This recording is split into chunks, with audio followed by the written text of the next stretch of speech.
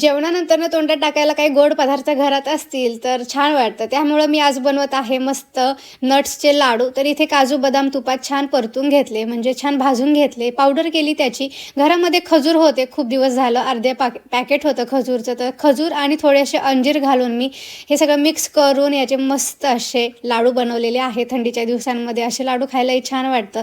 तर लाडू पटकन होतात हे आणि खायलाही टेस्टी लागतात.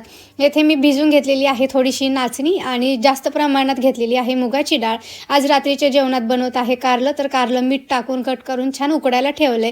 नाचणी आणि मुगाची डाळ कुकरला छान शिजवून घेतली आणि त्यानंतरनं फोडणी देऊन इथे खूप साऱ्या भाज्या मी परतून घेतलेल्या आहेत खिचडी बनवण्यासाठी. तर नाचणीच्या खिचडीत ह्या साऱ्या भाज्या जाणार.